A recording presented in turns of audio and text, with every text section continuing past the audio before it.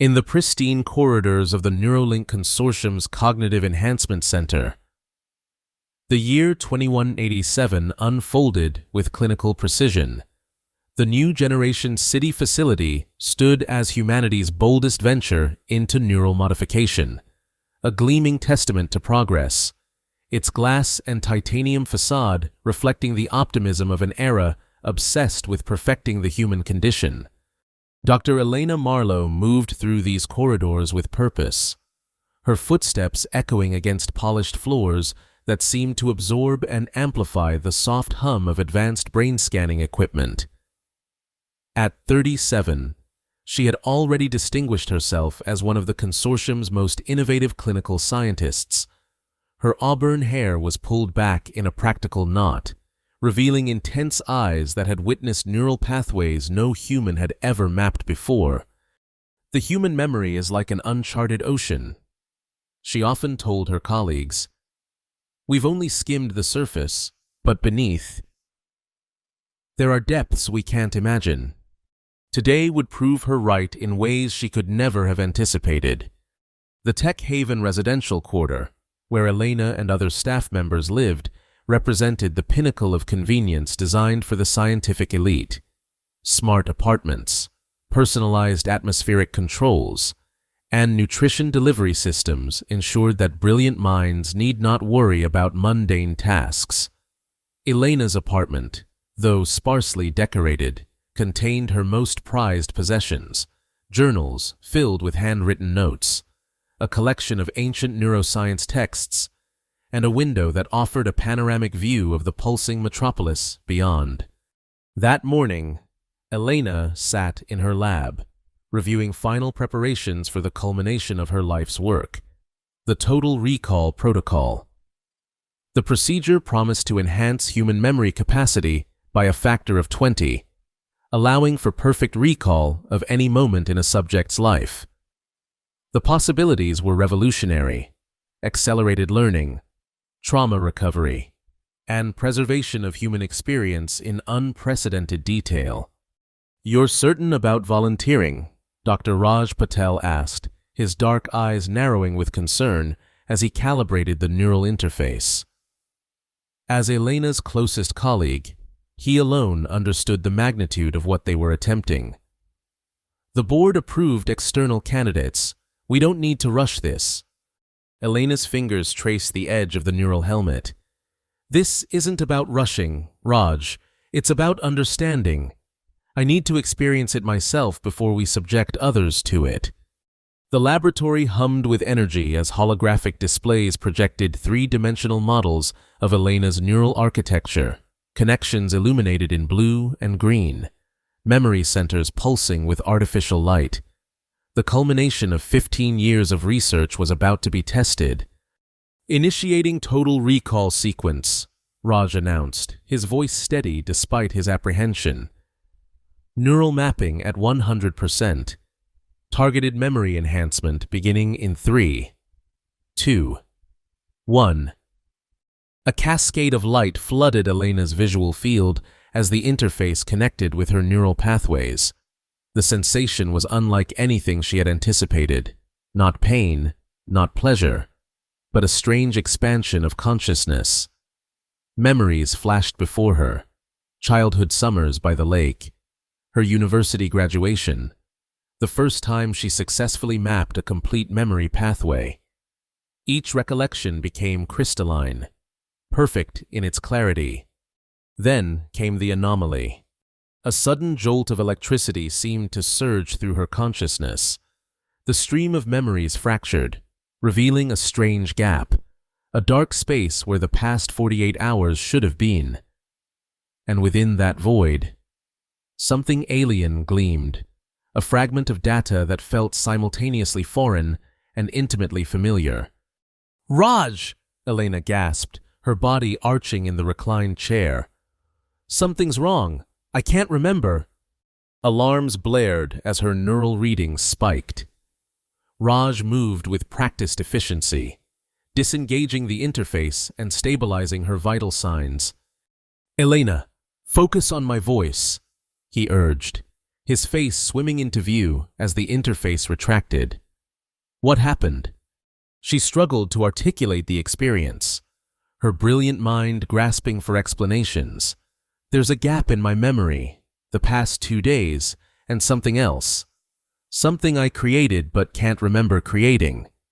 In the hours that followed, Elena threw herself into investigation, scouring her research journals and lab records. Security footage showed her working late into the night for the past week, but critical segments were mysteriously absent. Her personal log entries became increasingly cryptic, culminating in a final entry she had no memory of writing. The forgotten timeline exists. I've proven it. God help us if anyone finds out what this means. The discovery unleashed a storm of questions. What had she uncovered? Why had she erased her own memory of it? And most troublingly, was it safe to continue exploring? Elena found herself torn between scientific curiosity and self-preservation. The fragment of data in her mind seemed to pulse with importance, yet attempting to access it triggered splitting headaches and troubling neural patterns. You need to report this to the ethics committee, Raj insisted during a private conversation in her apartment, away from the lab's omnipresent monitoring systems. This constitutes a serious protocol violation. And tell them what, exactly, Elena countered, pacing the length of her minimalist living space. That I've accidentally created something I can't remember or explain? They'll shut down the entire project. The debate was interrupted by Deputy Director Richter's unexpected arrival at her door. Tall and imposing, with the cold efficiency that had earned him both respect and fear. Richter wasted no time on pleasantries. Dr. Marlowe, the neural monitoring system flagged concerning patterns in your brain activity. Care to explain what you've been doing with unauthorized self-experimentation? Elena felt her career balancing on a knife's edge. Standard calibration procedures. Director, nothing that warrants concern. His steel-gray eyes narrowed. Then you won't mind submitting to a full neural scan to verify that claim. With all due respect, sir, my neural privacy is protected under Section 7 of the Scientific Personnel Rights Act. Unless you're prepared to file formal charges, I'm not obligated to comply. The standoff between them crackled with tension. Richter finally broke the silence. You have 48 hours to provide a full report on your recent activities. Dr. Marlowe, after that, I'll have no choice but to suspend you pending investigation. He turned to leave, then added, whatever you've discovered, ask yourself if it's worth destroying everything we've built here. As Richter's footsteps faded down the corridor, Elena leaned against the wall, her heart racing. She had bought herself some time, but at what cost? That night, the first neural storm hit. Elena woke screaming, her body convulsing as foreign memories cascaded through her consciousness, memories of events that had never happened. She saw herself standing before crowds, leading a revolution against memory control. She witnessed technologies far beyond current capabilities being used to subjugate populations. Most disturbingly, she experienced her own death in a timeline that hadn't yet occurred. Nurse Ava Chang found her the next morning, curled on the bathroom floor, trembling and disoriented. Dr. Marlowe, what happened? The young nurse helped Elena to her feet, alarmed by her pallor and the dark circles beneath her eyes. Neural feedback, Elena managed, allowing herself to be guided back to bed. Nothing serious. But they both knew it was a lie. The neural overload symptoms were becoming impossible to hide. Tremors in her hands, momentary aphasia, episodes of dissociation. Her brain was struggling to integrate information from what she now believed was a glimpse into an alternate timeline. The forgotten timeline referenced in her journal. Ava applied a neural stabilizer to Elena's temple, her movements gentle but efficient. This should help with the immediate symptoms, but you need proper medical attention. No, Elena insisted, grasping the nurse's wrist. No official records. Please, I can't risk Richter finding out. Ava hesitated. Professional ethics warring with personal loyalty. 48 hours. That's all I can give you before I'm ethically obligated to report this. As Ava left, Elena forced herself to confront the impossible truth. Somehow, during her experiment, she had accessed memories from a timeline that hadn't happened, or perhaps hadn't happened yet. The fragment of data in her mind wasn't just information. It was a bridge between possibilities. With renewed determination, she contacted Raj. I need access to the secure research vault, she told him without preamble. Tonight, after midnight. Elena, you're not thinking clearly, Raj protested, his voice hushed even over the encrypted channel. Your neural readings are dangerously unstable. That's precisely why we need to act now, she countered. The forgotten timeline data is degrading in my mind. If we don't extract and analyze it soon, it could be lost forever, or worse, it could kill me. Reluctantly, Raj agreed to help. As the consortium's nighttime operations powered down to minimal levels, they made their way through dimly lit corridors to the secure research vault, a titanium fortress housing the organization's most sensitive discoveries.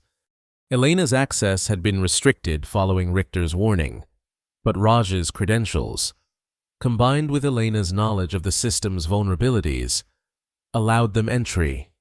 Inside, banks of quantum servers hummed softly, storing petabytes of neural data and experimental results.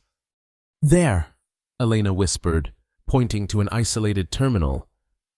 According to my journal, I isolated the anomalous data there, disconnected from the main network.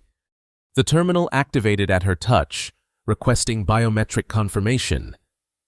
As her palm pressed against the scanner, images flashed across the screen, complex neural pathways, mathematical models of temporal consciousness, and finally, a secure folder labeled simply FT Protocol. My God, Raj breathed, staring at the contents as they unfolded. Elena, you've mapped the intersection of multiple timeline possibilities within human consciousness. This isn't just memory enhancement, it's temporal perception across potential realities. Elena nodded grimly. And according to these notes, I've already experienced it firsthand. The neural interface didn't just enhance my memory, it temporarily connected my consciousness to alternate versions of myself across probability streams. The implications were staggering. If human consciousness could perceive across timelines, the very nature of reality and free will would need to be reconsidered. More immediately concerning were the notes detailing the neural interface modifications Elena had made, dangerously experimental adjustments that explained the deteriorating condition of her brain. We need to disengage the fragment from your neural pathways, Raj insisted, reviewing the medical data. These readings indicate progressive neural degradation. You have days, maybe hours, before permanent damage occurs. Elena stared at the neural interface helmet she had modified, sitting innocuously on a nearby workbench. Or, she said slowly, we complete what I started. That's suicide, Elena! It's the only way to understand what I discovered, she countered. The fragment in my mind is incomplete, just enough to cause damage, but not enough to make sense of. I need to reactivate the interface and retrieve the complete data. Their argument was cut short by the vault's security alert. Someone was accessing the outer chamber. Richter had discovered their unauthorized entry. Go, Elena urged, pushing Raj toward a secondary exit. You can't be implicated in this. I'm not leaving you. You have to. Someone needs to preserve this research if something happens to me. She pressed a data crystal into his palm. Everything I've discovered is encrypted here. Use it only if necessary. Reluctantly, Raj slipped away as Elena turned to face her final confrontation with the neural interface. She had minutes at most before security personnel would breach the inner vault. With practiced movements, she calibrated the modified helmet, adjusted the neural feedback parameters, and initiated the sequence. This time, the connection was immediate and overwhelming. The fragment in her mind resonated with the complete data set, creating a harmonic convergence of consciousness that transcended her physical senses. She was no longer merely Elena Marlowe in the year 2187. She was simultaneously every version of herself across probability streams. And in the dominant alternate timeline, she saw the horrifying truth. The Total Recall Protocol had been weaponized. Under Richter's direction, the consortium had evolved into a global authority on memory management, implementing mandatory memory optimization for all citizens. Unwanted memories were erased, revolutionary thoughts suppressed, and conformity enforced through neural manipulation. And she, Elena Marlowe, had become the reluctant architect of humanity's neural subjugation. But that version of Elena had also become something else, the leader of an underground resistance movement fighting to restore humanity's right to cognitive autonomy. She had developed a counter-technology, a neural shield that protected original memories and consciousness from external manipulation. As the two timelines converged in Elena's mind, knowledge transferred across the improbable bridge between realities. The revolutionary Elena was sending a warning to her alternate self: prevent the weaponization of memory technology at all costs. The neural feedback intensified, threatening to overwhelm her consciousness entirely. Warning alarms blared as her vital signs became erratic. Through the haze of neural overload, Elena could hear the vault door opening, security personnel shouting commands, Richter's authoritative voice cutting through the chaos. With her last conscious effort, Elena activated the final protocol her alternate self had designed, a targeted neural pulse that would permanently encode the critical data while severing the dangerous connection between timelines. Darkness engulfed her as the system overloaded, automatic safety protocols finally engaging to prevent fatal neural damage. Elena awakened in the consortium's medical facility, the sterile white ceiling swimming into focus as consciousness gradually returned. Nurse Ava stood beside her, adjusting intravenous medications with practiced efficiency. "Welcome back," Ava said, softly. "You've been unconscious for 3 days." Elena's throat felt raw, her voice emerging as a rasp. "The data!" "Dr. Patel secured everything," Ava whispered, leaning close under the pretense of checking vital signs. "He's been placed on administrative leave pending investigation, but the data is safe." Relief flooded through Elena, followed quickly by dread as Deputy Director Richter entered the room, flanked by 2 members of the Ethics Committee. His expression was unreadable, clinical in its detachment. "Dr. Marlowe," he began, consulting a digital tablet, "you've been charged with multiple violations of research protocol, unauthorized neural experimentation, and willful endangerment of consortium resources. The committee will convene a formal hearing once you've been medically cleared." Elena met his gaze steadily. "And the Total Recall Protocol?" A flash of annoyance crossed Richter's features. "Suspended indefinitely. Of course. Your reckless actions have set the project back years, possibly decades. When they had gone, Elena allowed herself a small, bitter smile. The immediate threat had been neutralized, without her cooperation. The consortium couldn't replicate her modifications to the neural interface. The path to the dystopian future she had glimpsed was temporarily blocked. But the knowledge remained embedded in her consciousness, the techniques her alternate self had developed to protect neural autonomy. the warning about memory weaponization, and most critically, the understanding that consciousness itself might exist across multiple probability streams simultaneously. Over the following weeks, as Elena recovered and prepared for her hearing, she made a decision that would alter her life irrevocably. Rather than defend her actions or attempt to preserve her position at the consortium, she would publicly reveal everything she had discovered about the potential abuses of memory technology. The hearing was held in the consortium's Grand Assembly Hall, with representatives from global scientific and ethical organizations in attendance. Elena stood before them, outwardly composed despite the neural stabilizers still attached to her temples. "Dr. Marlowe," the chief ethicist began, "before we render judgment on your violations, do you wish to make a statement in your defense?" Elena looked out at the assembled scientists, administrators, and government officials.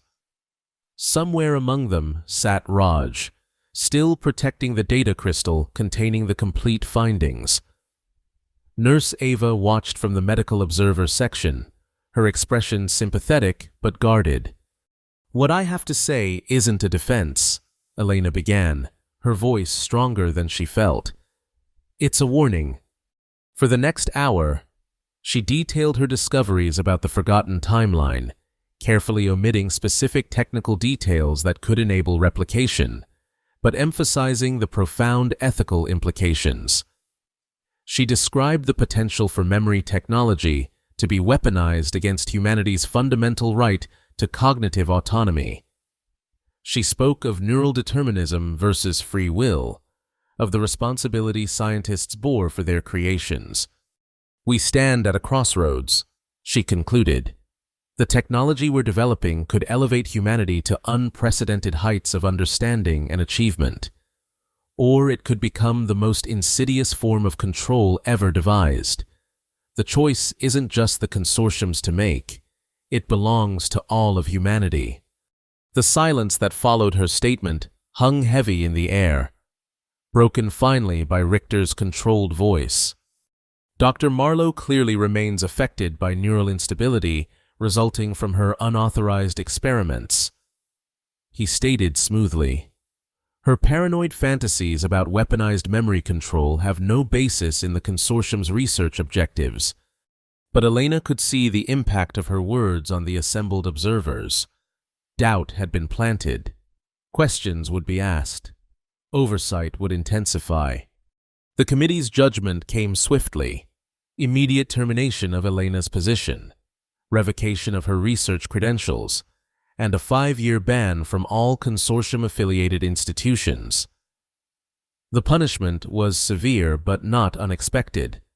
As she packed her personal belongings under security supervision, Raj managed a brief, private moment with her. "What will you do now?" he asked, his voice barely above a whisper. Elena glanced at the neural stabilizer she would soon have to surrender. "What my other self would have done. Speak the truth. Build safeguards. Prepare for the possibility that we haven't changed enough. You know they'll discredit you, label you as neurologically compromised, delusional." She nodded, a sad smile touching her lips.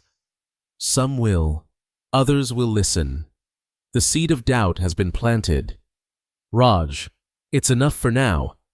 As Elena left the Neuralink Consortium for the final time, the gleaming building that had been her professional home for 15 years seemed suddenly ominous, a monument to humanity's hubris rather than its potential. The future she had glimpsed might still come to pass. Despite her sacrifices, the forgotten timeline might become the dominant reality after all. But she carried with her something precious: the neural shield technology her alternate self had developed, encoded now in her own consciousness, and she carried a warning that might just be enough to alter humanity's course. In the months that followed, Elena established a small, independent research collective dedicated to ethical neurotechnology. Operating from a modest facility in the outskirts of New Generation City, she gathered scientists, ethicists, and policy advocates committed to ensuring that advances in neural modification served humanity rather than subjugated it. Her public lectures on neural autonomy and the future of consciousness drew increasing attention. Despite the consortium's efforts to discredit her as a disgruntled former employee suffering from experimental neural damage, the very notion of memory as a sacred personal domain resonated with people across ideological and cultural divides. Richter and the consortium continued their research, but under intensified public scrutiny, the questions Elena had raised couldn't be easily dismissed, and several key researchers resigned in the wake of her revelations. Joining her growing movement, Nurse Ava was among the first to defect, bringing with her valuable insights into the consortium's continuing research directions. "They're still pursuing total recall," she informed Elena during a late-night strategy session. "But they're calling it cognitive optimization now, packaging it as therapeutic rather than enhancement." Raj remained within the consortium, a valuable informant walking a dangerous line between loyalties. His periodic communications provided critical intelligence about the evolution of memory technology under Richter's increasingly secretive direction. 1 year after her dismissal, Elena experienced another neural storm, milder than before but unmistakable in its origin. The connection to the forgotten timeline still existed within her consciousness, a tenuous bridge between what was and what might have been. Through this connection, she received fragmentary impressions, her alternate self still fighting against widespread memory control, but in a world where resistance had grown stronger, where hope persisted. Had her actions already begun to alter the probability stream? Had the warning from her alternate self created a divergence point strong enough to redirect humanity's course? There was no way to know with certainty. The science of cross-timeline consciousness remained theoretical, understood by perhaps a dozen people in the world. But Elena continued her work with renewed determination, developing and disseminating the neural shield technology that would protect individuals from unwanted memory manipulation. "The right to remember is the foundation of personal identity," she wrote in her manifesto on neural rights. "Without control of our memories, we cease to be ourselves in any meaningful sense. We become vessels for imposed narratives rather than authors of our own stories." The movement grew, spreading globally through underground networks and legitimate scientific channels alike. Anti-neural modification laws were proposed in several jurisdictions, inspired directly by Elena's advocacy. Public discourse increasingly framed memory sovereignty as a fundamental human right. 3 years after her confrontation with the forgotten timeline, Elena stood before a different audience, the Global Council on Neurological Ethics, convened to establish international standards for memory technology. Her official credentials remained revoked, but her practical expertise was undeniable. She had been invited to testify as a subject matter consultant at the insistence of several influential council members. Richter was there too, representing the consortium's interests with the same cold efficiency that had once intimidated her. But something had changed in their dynamic. She was no longer his subordinate, no longer bound by institutional loyalties. She spoke with the freedom of absolute conviction. "Memory is not merely data to be optimized," she told the council.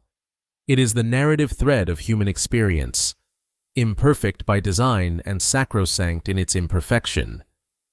When we claim the right to edit, enhance, or erase the memories of others, even with benevolent intent, we assume a power no individual or institution should possess." As she spoke, she noticed Richter watching her with an expression she couldn't quite decipher. Not hostility, but something more complex, perhaps recognition that the battle lines between them had been drawn over something far more significant than institutional politics or scientific precedents. That evening, as Elena prepared to leave the council headquarters, Richter approached her in the empty corridor. "You've become quite the revolutionary, Dr. Marlowe," he observed, his tone neutral. "A far cry from the dedicated researcher I once knew." "I'm still dedicated to research," she countered, "just with different priorities now." He studied her face, seeming to search for something in her expression. "You truly believe what you experienced was real, don't you? This forgotten timeline. Does it matter what I believe? The ethical questions stand regardless." Richter nodded slowly.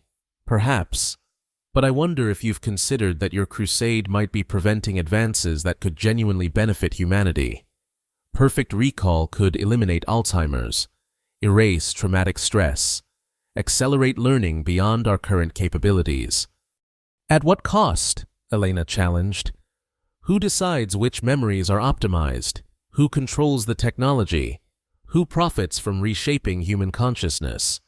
For a moment, she glimpsed something in Richter's eyes, not the cold calculation of a corporate administrator, but genuine conflict. He too was grappling with the implications of what they had unleashed. "The consortium is proceeding with cognitive optimization clinical trials," he said finally. "Limited applications, stringent oversight. We're not the villains in your alternate reality." "Elena." "Not yet," she replied softly. "And that's the point. We still have choices." They parted without resolution. Adversaries in a conflict that transcended personal animosity. Both believed they were fighting for humanity's future, from radically different visions of what that future should be. In the years that followed, Elena's influence continued to grow, as did the movement she had inspired. The neural shield technology was refined and distributed through a global network of medical providers committed to cognitive autonomy.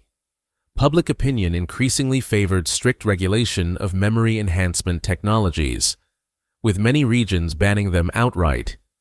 The consortium adapted, focusing its research on less controversial applications: memory restoration for degenerative conditions, therapeutic processing for trauma survivors, educational applications with strict limitations.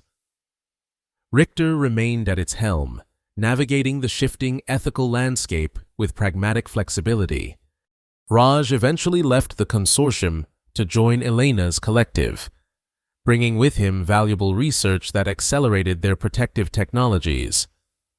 Nurse Ava established a global monitoring network that tracked reports of unauthorized memory modification attempts, creating an early warning system for cognitive liberty violations.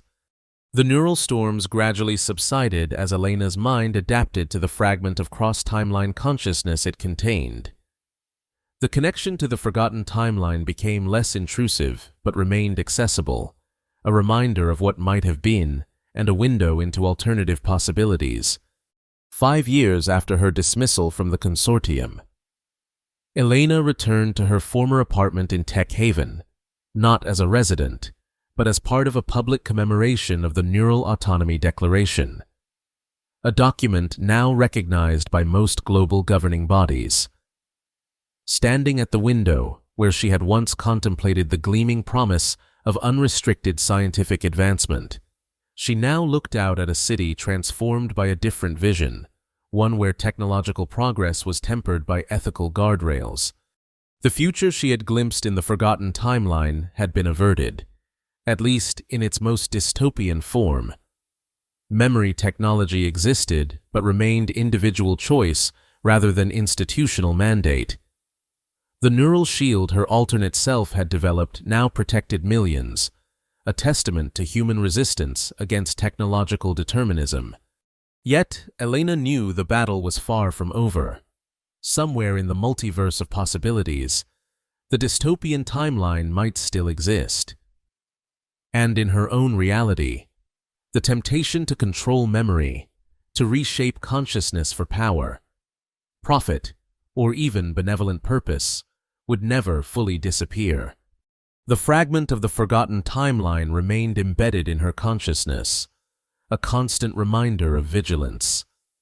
It was both burden and gift, a glimpse across probability streams that had forever altered her understanding of reality and her place within it. That night, as she slept in a hotel room overlooking the city she had helped reshape, Elena experienced one final neural storm, not painful this time, but clarifying. In her dream state, she stood face to face with her alternate self, the revolutionary leader from the forgotten timeline. "We've changed things," her alternate self said, surveying a landscape that shifted between realities. "Not everything, but enough." "Will it last?" Elena asked. Her other self smiled, the same face but weathered differently, shaped by different choices and circumstances. "Nothing is certain across timelines, but you've created a divergence point strong enough to sustain itself.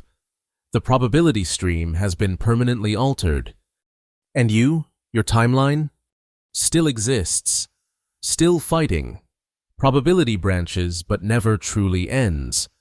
But your warning reached us too. Knowledge flows both ways across the bridge you built. You've given us hope that change is possible." As dawn broke over New Generation City, Elena awakened with a profound sense of completion. The connection to the forgotten timeline had served its purpose. A warning delivered. A message received. Alternative futures glimpsed and responded to. The fragment would remain within her, a piece of consciousness from a probability stream that now grew increasingly distant from her own. But its purpose had evolved from warning to witness, testament to the power of choice, the malleability of the future, and the sacred autonomy of memory. In her journal that morning, Elena wrote what would become the opening lines of her most influential work on the philosophy of consciousness. "Memory is not merely what was, but what might be. In the sacred space between recollection and possibility lies the essence of human freedom, the right to author our own stories across all possible timelines."